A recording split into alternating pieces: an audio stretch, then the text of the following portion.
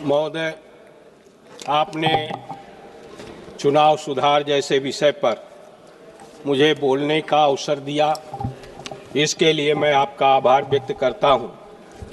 हमारे कांग्रेस पार्टी के माननीय तिवारी जी, समाजवादी पार्टी के नेता आदरणीय श्री अखिलेश यादव जी ने इस पर प्रकाश डालने का काम किया है। मेरा भी ये मानना है कि हमारे देश के लोगों को बड़े संघर्षों के बाद लोकतंत्र मिला है। हमारे देश में पहले राजाओं का राज था, अंग्रेज आए, उन्होंने भी उन्हीं राजाओं के द्वारा ही शासित करने का काम किया। आज़ादी के बाद जब इस देश को नया संविधान बनाने का अवसर मिला तो हमारे देश के संविधान निर्माताओं ने ये फैसला किया कि अब इस देश में लोकतंत्र होगा, यानी जनता का जनता के लिए शासन होगा, और उसके लिए संविधान बनाने का काम किया गया। हर नागरिक को जो उस समय 21 वर्ष की आयु रखता था, वोट देने का अधिकार दिया गया। बाद में 21 वर्ष को 18 साल किया गया। मेरा ये मानना है, बाबा साहब भीमराव अंबेडकर ने इस बात को कहा था कि लोकतंत्र को सुदृढ़ करना चाहते हैं तो हमें अपने सामाजिक और आर्थिक लक्ष्य वैध मार्ग से प्राप्त करना होगा। उन्होंने इस बात को भी कहा था कि संविधान कितना ही अच्छा हो, यदि उस पर अमल करने वाले अच्छे ना हो तो उससे जनहित ना होगा, और यदि अमल करने वाले अच्छे हों तो बुरा विधान भी हितकारी हो सकता है।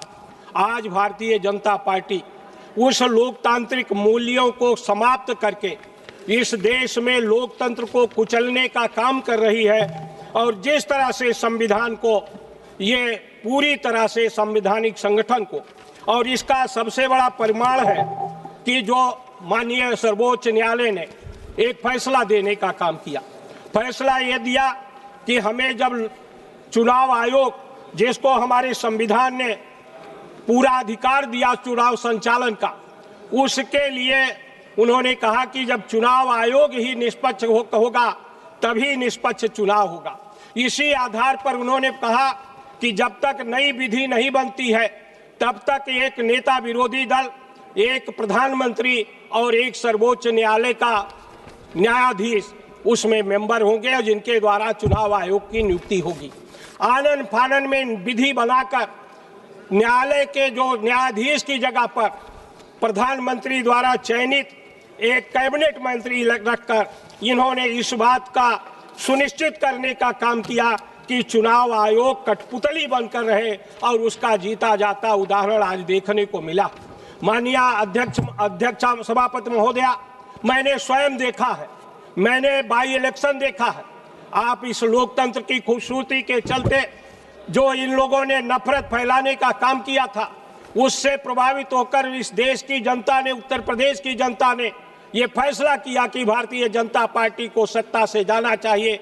और अयोध्या मंडल में 5 लोकसभा सीटें हैं, पांचों पर भारतीय जनता पार्टी को परास्त करके एक नया संदेश देने का काम किया था कि अब इस देश में सांप्रदायिकता नहीं चलेगी। इस बात को ध्यान में रखते हुए जब वहां उपचुनाव हुआ, मैं जिस सीट से जीतकर आया, मैं विधानसभा में सदस्य था। मैंने 45 वर्ष से 1980 से लगातार सक्रिय राजनीति में रहा हूं। मैंने 45 वर्षों में इतना भ्रष्टाचार, इतना बेईमानी और इतना जिस तरह से चुनाव को प्रभावित किया गया, मैंने कभी भी सरकार में देखने का काम नहीं किया। मेरी कटहरी विधानसभा क्षेत्र से मेरी पत्नी चुनाव लड़ रही थी। मैंने देखा कि वहां पर डीएम, एसपी, ये सारे लोग मिलकर गांव-गांव में 2-2 सिपाही नियुक्त किए गए, जो मतदाता सूची को छांटने का काम कर रहे थे, हमारे मतदाताओं को वहां से निकालने का काम कर रहे थे। इसके बाद से प्रधान और बीडीसी सदस्य, जितने भी सरकारी कर्मचारी थे, आंगनबाड़ी कातरी से लेकर शिक्षा मित्र तक, उनको जो है प्रभावित करने का काम किया, धमकी देने का काम किया। डीएम स्वयं 25-30 गाड़ी लेकर जाता था बूथ पर, बूथ जांच के नाम पर, और उस तरह से बूथ जांच के नाम पर जिस तरह से वहां पर सभी को धमकी देने का काम करता था, उसको मुख्यमंत्री के निर्देश पर इसको भी हमने देखने का काम किया है। इस तरह से और बार बार शिकायत करने के बाद भी हमारे जो बूथ के एजेंट थे उनको धमकी दिया जा रहा था कि ये बाई इलेक्शन से सत्ता नहीं परिवर्तित होगी, इसलिए बूथ पर दिखाई न पड़ना। पुलिस वाले धमकी देने का काम कर रहे थे। एक एक गांव से 28 गांव से मोटरसाइकिल लाकर सड़क थाने में बंद करने का काम किया जा रहा था। जिस तरह से वोट के लूट को देखा, इल्फातगंज एक टाउन एरिया है, 24 बैरिकेडिंग लगाकर हमारे मतदाताओं को निकलने का नहीं देने का काम किया। तो इसलिए निष्पक्ष चुनाव नहीं हो रहा है, ये सत्ता का और धन्ना सेठों का मिली भगत का चुनाव है। एक एक लोकसभा में 100 करोड़ 150 करोड़ चुनाव में पैसा खर्च हो रहा है। जब तक इसको समाप्त नहीं किया जाएगा लोकतंत्र जीवित नहीं रहेगा। इसलिए मेरा जो सुझाव है, सबसे पहला सुझाव है, माननीय अध्यक्ष महोदय कह रहा हूं, एक तो ये सुझाव है कि स्थानीय निकाय, ग्राम पंचायत और विधानसभा की मतदाता सूची कॉमन बनाई जाए। किसी मतदाता का नाम शामिल होने के बाद केवल उसके मृत्यु पर या उसके द्वारा आवेदन करने पर कि हम कहीं दूसरी जगह शिफ्ट होते हैं तभी उसका नाम हटाने का काम किया जाए। सरकार के द्वारा कोई नई घोषणा चुनाव के 1 वर्ष पूर्व के बीच में न किया जाए या किसी तरह से डायरेक्ट फंड न दिया जाए। 1 साल कम से कम पहले से ऐसा करने का काम किया जाए। चुनाव आयोग की नियुक्ति में जैसा माननीय तिवारी जी ने प्रस्ताव किया है उसके आधार पर करा जाए।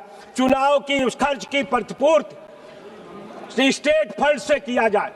आज हम जैसे लोग, मैं माननीय महोदया, जब मैं पहला चुनाव 1991 में लड़ा विधानसभा का, मेरे परिवार के लोग आए, मुझे 500 रुपया केवल चंदा घर से दिया था और उस 500 रुपये के बल पर मैंने आम जनता के सहयोग से लड़ने का काम किया। लेकिन आज जिस तरह से हमें पैसे की इंतजाम करना पड़ता है, तो इसलिए इसका फंडिंग स्टेट फंड से किया जाए या तो चुनाव में मिलने वाले चंदे पर इनकम टैक्स से मुक्ति करने का काम किया जाए। मतदाता सूची में अनिवार्य रूप से जैसे ही हमारी उम्र 18 साल होती है, ये चुनाव आयोग का कर्तव्य है और इसमें जो ये नियमावली बनी है 1950 का लोक प्रतिनिधित्व अधिनियम 1950, इसमें इस बात का दिया गया है, हमारे संविधान में भी इस बात का है 326 में कि हमें इस आधार पर मतदान करने से वंचित नहीं किया जा सकता या मतदाता सूची में अब हमारा नाम शामिल करने से रोका नहीं जा सकता कि हमने आवेदन नहीं किया है। हम 18 साल की उम्र के हो गए, हमारा नाम अनिवार्य रूप से शामिल किया जाए। दूसरा एक बात कह के मैं अपनी बात खत्म कर रहा हूं। माननीय अध्यक्ष महोदय, अभी रामपुर में एक माता पर, एक महिला पर FIR हो गया।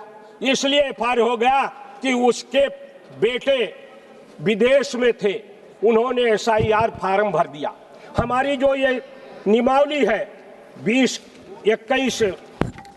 20 का, इसके अनुसार ये दिया गया है कि अगर कोई बाहर रहता है, 21 का के परंतु का के अनुसार कि अगर कोई बाहर भी रहता है तो उसका नाम, अगर वहाँ का वो नागरिकता नहीं हो गया, अगर वो विदेश का नागरिकता स्वीकार नहीं किया गया तो इस आधार पर कि वो विदेश में नौकरी कर रहा है, यहाँ से नाम काटा नहीं जा सकता। उसका अनिवार्य रूप से जहाँ से उसका पासपोर्ट है वहाँ की मतदाता सूची में नाम रहेगा। इस तरह से अधिकारियों के बल पर केवल ये चुनाव जीतना चाहते हैं। इसलिए मेरा आपसे निवेदन है कि अगर लोकतंत्र को आप बचाना चाहते हैं तो अनिवार्य, इसके साथ साथ अभी हमें जानकारी मिली जो ये मैपिंग कर रहे हैं, उस मैपिंग में 2003 से जो मैपिंग कर रहे हैं, एक ऐप का प्रयोग किया जा रहा है।